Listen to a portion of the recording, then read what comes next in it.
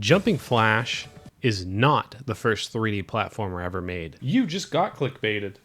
That title actually belongs to a game called Alpha Waves, which was released in 1990. It was designed as an early attempt to bring traditional 2D platformers into the 3D environment, and in my opinion, they succeeded at this. And I have to say, I think they did a pretty good job considering they had no references to work with. This is the first 3D platformer. When the game released, it even got pretty good reviews at the time, saying they had never seen anything like this before, other than this one company. They must have hated this. But does it still hold up nowadays? Just play Jumping Flash. I definitely don't think this game holds up that well nowadays. However, it's not terrible, it's just decent. Nowadays, it's an experience you play once and just go, that was kinda neat, which I honestly think is very impressive because there are 3D platformers coming out to this day that are even worse than this game. How does that happen? This game was created by a man named Christophe de Dechin, which I probably messed up the pronunciation of. After he saw some gameplay of Starglider 2, he wondered how it was done and became determined to figure it out by creating his own 3D graphics engine at home, which again is really impressive. And after messing around with it for a bit, he was able to make a prototype known as Cube. A bit later in his life, he took a different game he was working on to a company you may know as Infogrames, which weren't really impressed by that game he was working on. But then he showed them Cube, and they were very impressed by it, and they brought him onto the team. After a bit of development time, the game was released on the Atari ST, the Amiga,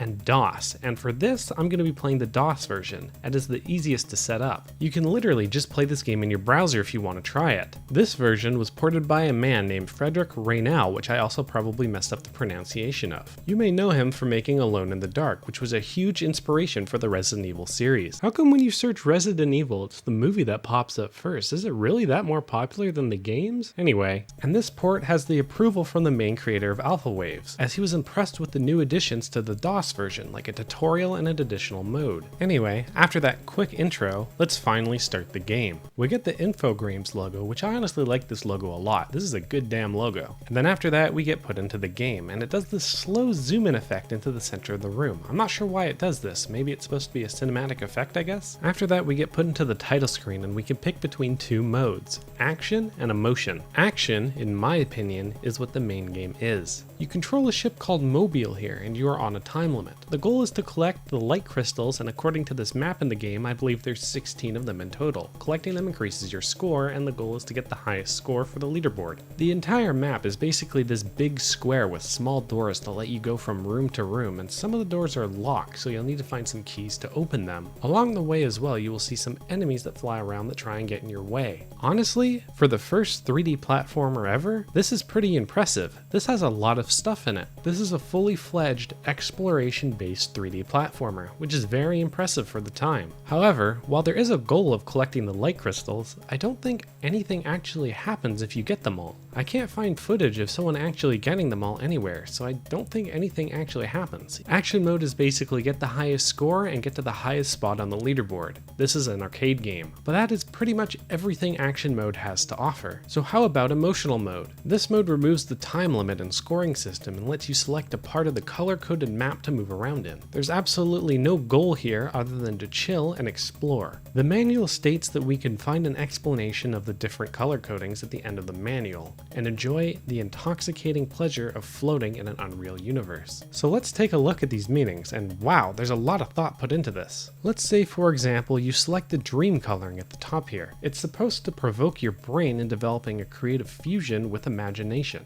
So let's go into this a bit more. The game is called Alpha Waves, which is a real thing. An alpha wave is a type of brainwave that typically associates with a relaxed, alert, and calm state of mind. This is one of the ideas behind this game. It was supposed to simulate that sensation in your head as you're playing the game by using the color of the world itself along with the music being played. And the music in this game is really, really good. Even the creator of this game said this was the first time he actually heard music on a computer system at the time that didn't completely suck. Here, take a listen to what relaxed is supposed to sound like.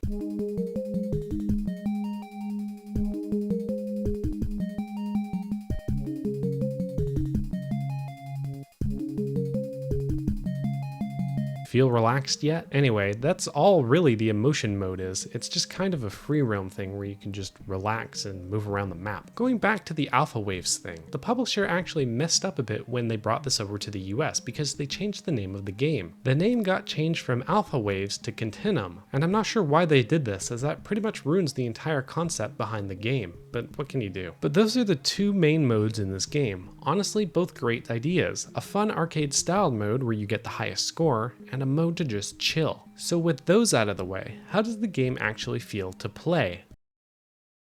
Yeah, it's not great, though this could just be a byproduct of this game being 35 years old. And me, well, obviously playing better, more refined platformers, but honestly, I feel like it's just not the best it could be. You move left and right with the arrow keys, which also make the camera move left and right, but you can also push up and down to move the camera up or down. And there's zero limit on this. You can look right under this ship if you wanted to. There are times where adjusting the camera to see properly can be a bit annoying, but you get used to it after a while. For being the first 3D platformer, the camera isn't too terrible. It's obviously not the greatest, but there's way worse 3D games that came out way later that have way worse camera. It's honestly embarrassing. In fact, a big argument during the development of this game was how to get the camera to properly work. Camera in 3D games is a really hard thing to do, and they did a pretty good job at it at the time. Controlling the ship itself is kind of left and right move you, well, to the left and right, but it does it very slowly, which is annoying. Though the game was built around this aspect, but I still feel like it's too slow for my liking. To move forward, you hold down space, though I think it makes more sense if I say this is more on the lines of acceleration, like in a racing game. As your ship begins to slide forward as you hold down the space button, you are accelerating. The speed of sliding goes from slow to fast very quickly, and most of the time you're going to be just mashing the accelerate button just to land precisely on the platform. I do appreciate the shadow under the platforms to show where you're going to land.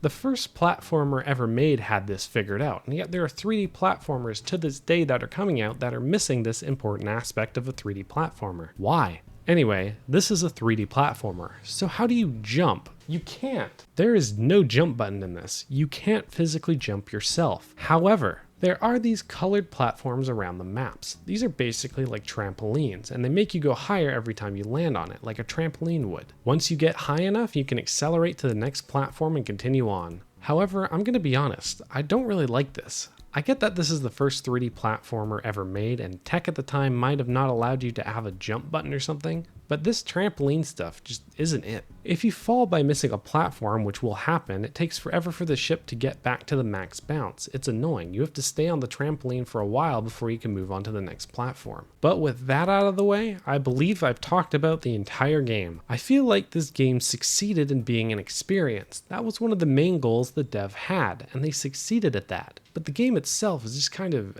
It didn't really blow me away, and I wasn't really expecting it to. While I think the game is outdated, it definitely is still playable, which I can't say about some of the other games I played on this channel. So for it being the first 3D platformer ever, I would say it did a really good job. Me, being a random internet person, approves. And again, if you want to try it yourself, you can just Google it and you can play it in your browser. It's a neat experience to try. Though at the end of the day, I really just wish I was playing something like Jumping Flash or something.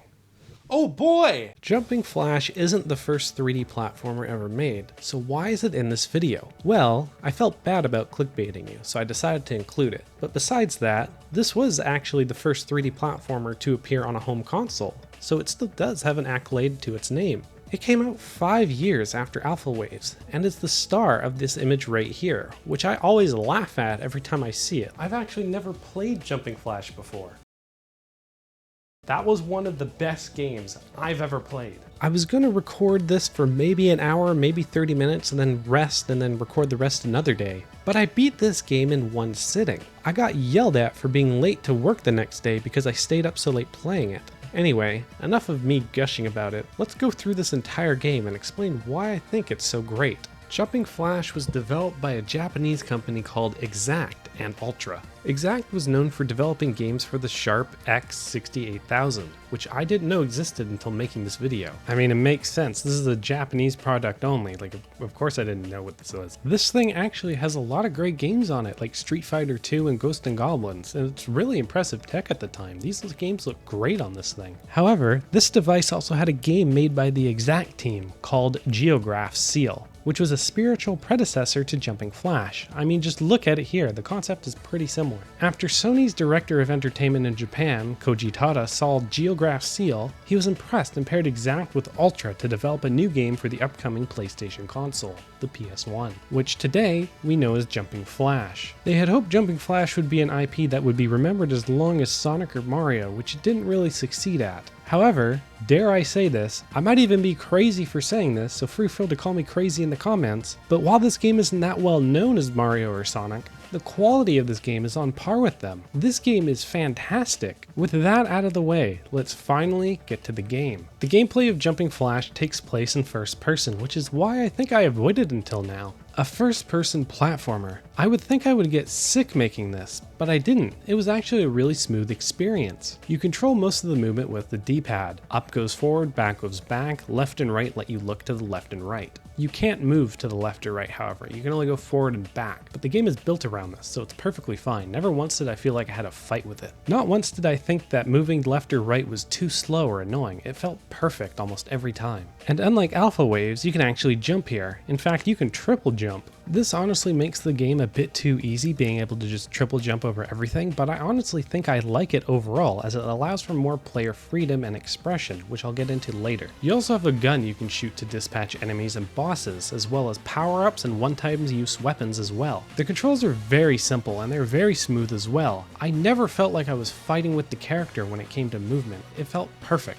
So with the controls in mind, what's the goal of this game? Well, you just have to collect 4 jet pods, which are shaped like carrots, and then make your way to the exit. Again, very simple. But this isn't a linear game minus maybe 2 levels. The map are quite open in this, and the carrots could be high up or very low to the ground. Almost all the carrots in this game let you approach collecting them in many different ways. There are intended paths for each jet pod, but you can find alternative ways to get the jet pods. Like you can jump from platform to get to them by skipping a bunch of stuff via triple jumping. Or you could use momentum from something that sends you flying. There are multiple ways to collect each jet pod. I just love player expression in these kinds of games, and this game excels at that. While all this is happening, you're also on a time limit, but I've never really even got close to it running out of time in these levels. They're pretty quick. This is really only here to keep track of how much time it takes you to beat a level to put it on the leaderboard. The levels also have bonus stages, which are pretty fun. Just pop all the balloons in the allotted time, which can actually be challenging sometimes. I failed a couple times doing this, as the time limit makes it challenging. But if you complete the bonus round, you get an extra life, which I really didn't need. In my entire playthrough, I think I died twice. This game is incredibly easy, but I think that might have been on purpose, as this is one of the first 3D platformers ever made. If they made it too hard, it might have been too frustrating for new players to get into the 3D platforming genre, and they would have got frustrated and just shove off the genre because of this. But who knows, the game is still really good, even if it's easy. But that's pretty much how the game works, so let's go through the entire game together. The game's story is about Baron Aloha, an evil scientist who took chunks out of the world and stole them to turn them into his private retreat for himself. Robert, who is part of the main patrol, must put an end to his plot, and so the game begins. Jumping Flash! Level 1 is just a field. Honestly, for extremely simple graphics, they look very nice here and have such a good style to them. What impresses me even more is due to the simple graphics, the game runs at 60 FPS. I don't own a single PS1 game that runs at 60 FPS. I actually had to look up which ones do run at 60 FPS. I might be crazy, but it does feel like the game does drop frames sometimes, but it's not really too crazy. This level basically serves as the tutorial, as it's a very small level. I should mention though that whenever you double jump as Robert will automatically look down so you can see where you're landing. And hey look, there's a shadow of the character there too. Very handy. Most of these levels can be summarized pretty quickly in like a sentence or less. They really aren't that big in the 3D aspect, but they do have variances. On to level 1-2, and it's a lava level, which I appreciate because most lava levels in platform games aren't until the very end. The lava in this level is being used to heat up some saunas and cooked frying pans with eggs on them. I really like the creativity here. Level 1-3 is our first boss, and honestly, this is just kind of sad. All I did was shoot and not even move. I only moved out of the way because I got hit by a fireball and it took damage, and that scared me for a second. But once I realized the boss was already almost dead, I just finished him off. If I'm being honest, pretty much every boss in this game is a joke, except maybe 1 or 2 of them. Every time we beat a boss, we get a CG cutscene of Robbie being blasted off to the next stolen planets. These sets of planets are based off the desert. Level 2-1 is a desert level with pyramids and sphinxes everywhere. and introduced the most annoying enemy in the game, these red flower demon things. They shoot stuff at you which is hard to dodge and see, and it's really hard to avoid if you try and jump on them. I took damage from these guys the most. I want to talk about the enemy design in this game here. A lot of them are very simple, and I like that. I mean, just look at him. It's perfect. Level 2-2 is an FPS level. There's no jumping here. I mean, you can jump, but there's no point because the ceiling's right above you. I even found a secret wall like FPS games have. I can definitely see mixed opinions on this level though, as you don't really get a platform here. It's just mostly an FPS. You just move around and shoot, though the concept is still the same as the other levels. You just collect the 4 carrots and get to the end. Overall, I think I do like this kind of level. It changes the pace of the game by throwing in something completely new, and honestly, there's only 2 levels in this whole game like this. The next FPS level is way better though, but I'll talk about it once I get there. This is the only level where my health got really low, and when your health gets really low, it plays this annoying sound effect constantly.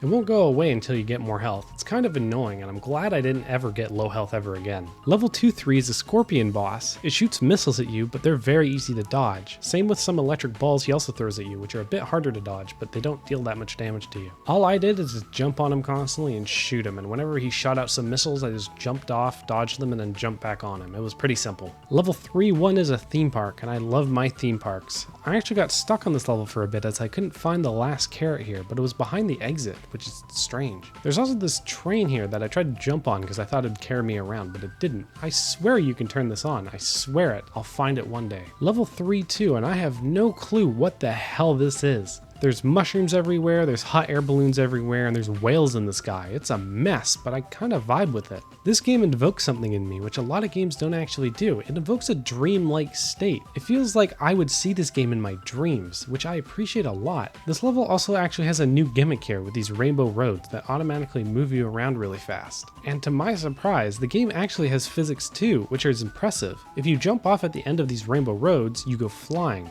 But other than that, same concept as always. Get the carrots, go to the next level. Level 3-3 is another easy boss, but this boss is kind of strange. It's this weird teacup clown thing, kind of creepy. You just need to jump on him and shoot his limbs that come out of the teacups, and if you do that enough, he goes down. World 4 is an ice world, and the first level in it has this car sign here, which I find really funny. I really like that that's what they chose to use to tell you that this is an ice-based physics level. When you move around, you slide around here, which is cool, and it's a new mechanic, but it's kind of pointless because you're going to be jumping around most of the time, and when you're jumping, the ice physics don't really affect you. It's still a cool idea though. Level 4-2 is the other FPS level in this game, which unlike other levels, I'll probably need more than a short sentence to describe. I feel like this is the correct way to do one of these FPS levels in this game. I think this is perfect. You start off as an FPS, which is a standard run around the map and shoot things. You can't really jump here. But then after a while, it turns into a slightly bigger underwater area where you can actually jump around here and do some platforming. And then after that, it turns back into an FPS level where it loops around the underwater level through a tunnel.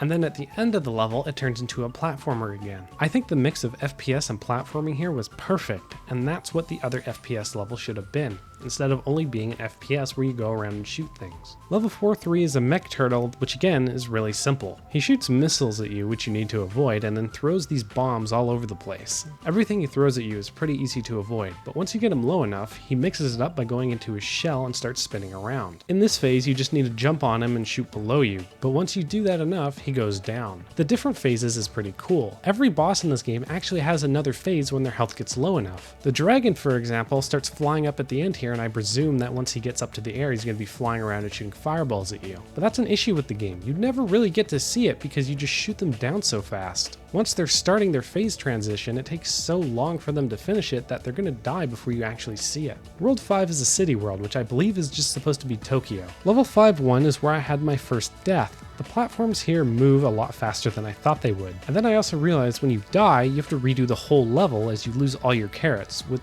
personally I'm fine with. The levels are really short anyway. This world probably has the biggest levels in the game, but even though they're big, they're still not that frustrating to get around. The difficulty did amp up a bit here as there was a lot of moving platforms and tight walkways. I started to sweat a little bit here in the palms. Level 5-2 is the city at night this time. I died here again because again, I missed the moving platform, but this is my last death in the entire game. Level 5-3 has a boss that can actually kill you if you don't know what you're doing. This boss has several phases it rotates from. The starting phase is a cube, which does nothing but tell you what phase it's going to be next. When the boss changes phases, the cubes it shoots out can hurt you. One of the phases it can transform into is a sphere which spins around and covers most of the arena in green beams. This deals a lot of damage to you, and I actually got hit by this the first time, but then I realized that you can just hide behind the buildings that are around the map. This seemed to have worked for me. One of the other phases it can transition into is a robot which shoots missiles at you and walks over to you to try and stomp on you. It constantly rotates through these three forms, but once it gets low enough, it goes into a fourth form, this weird jellyfish looking thing, and it tries to go above you and drop stuff on you.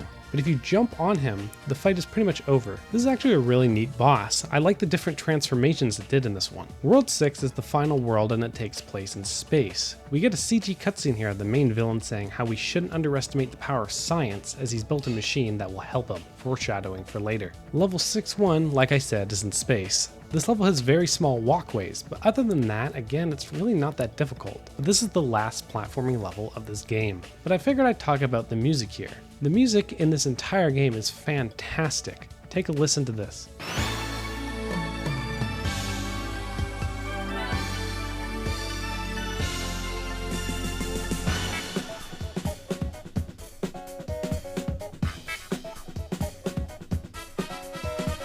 I've already talked about this a bit before, but I want to go into this again. I don't know what it is, but the visuals along with the music, it just invokes a dreamlike state that I just love feeling when I play this game. Level 6-2 is a boss instead of a level where we fight Shadow Flash, as I like to call him. This is basically a contest of which rabbit can mount the other one better. Just like God intended. You just have to jump on them a bunch here and they go down. I do like how this takes place in an arena with people watching. The boss pretty much does everything you can do, but in the middle of it, they'll jump onto a platform and you can no longer damage them. The boss will then summon ads that you need to take out, but they're pretty simple. On to the final level. Level 6-3 is the final boss, and it's this freaky looking robot thing based off the main antagonist. He shoots missiles at you, which you should have down by now because pretty much every single boss shoots the exact same missiles at you at some point. He also does this slam down attack, which causes explosions to appear around you, which you just need to jump over. He also shoots blue balls out of his nipples. Yeah, I swear that's what's happening here. Get his health down enough, and he'll lose some limbs, becoming this small walking head. The average 5'10" man. He pretty much only shoots faster missiles at you here, which is pretty easy to dodge. When you get his health low enough, all his limbs will explode and he'll turn into this spinning head thing. He has a barrier here, so you can't actually jump on him anymore. You need to shoot him here, but he only has a little bit of health left, so you don't have to shoot him that much. But after that's done, the game is complete. We get a CG cutscene of the main villain escaping, saying his minions are almost ready to attack and that he's invincible, and then he flies off. Then this alien thing pops up and says we're not done yet, but technically we are as we get kicked back to the title screen. This feels like one of those endings you get if you don't 100% the game, but that's the ending you get no matter what you do. You do unlock 2 modes here. Extra mode is available after you beat the game, and they're the same exact levels, but everything is moved around, and you only have 3 minutes to complete the level. It's essentially a challenge mode, which is cool. I believe if you beat this mode, you still have the main villain telling you that his minions are almost ready to attack, but you don't get the alien this time, you get the credits instead. If you beat the game without getting a game over, you get super mode, which is the exact same as normal mode, but you can run by holding L1 or L2, and you can jump 6 times instead of 3. This mode is just a mode to goof around in, I guess. There's also hyper mode, which is the exact same as super mode, but it takes place on the extra stages instead. To unlock this though, you have to do some weird voodoo stuff that's on the screen here. I don't know why. I am honestly very disappointed in myself for not playing this game earlier. This is one of the best games on the PlayStation 1, and I had a lot of fun with it. Dare I even say this is one of the best 3D platformers ever made. There is a sequel, which I'll probably play eventually, that continues this cliffhanger at the end, and a third game that was only released in Japan for some reason. I doubt they ever will, but I hope they do remake these games, or at least port them all, including the third one that wasn't released here, so that way everyone can experience this game. But that is the first 3D platformer ever made, and the first 3D platforming game to come out on home console. I enjoyed my time with both of them. Sure, Alpha Waves was just kinda but it was still a decent enough time. It's still better than a lot of games I've played on this channel. It's not a game I'd play again, but it was a neat experience, which is what the devs were going for, so they succeeded. But Jumping Flash, I can see myself coming back to. That was amazing. You can definitely even see the similarities between the games, right down to the character designs themselves, both having these triangular shapes and both being ships. It's really cool to see where games have come and where games are going to go in the future. This meeting is... I knew I should have taken that left turn at Uranus! Yeah, never mind. Thanks so much for watching. If you enjoyed or like platformers, as that's all I talk about on this channel, please consider subscribing below as well as clicking on the bell. And of course, if you have any comments or feedback, feel free to leave them below, as I do actually read all of them. I might not be able to respond to them all, but I do read them all. And I appreciate all of them, even the negative ones. These videos, unlike my worst platformer ever made series, are more of experiments for me to try stuff, and it gives me a break from that series as well, because if that's all I did, I would probably die from boredom. I like making them. I would just slowly burn out, and then the quality of those videos would go down over time. So this is a good alternative. And I think I'm probably going to switch the end screens to this because I like doing this more and it feels more human to do. Anyway, as always, thanks for watching.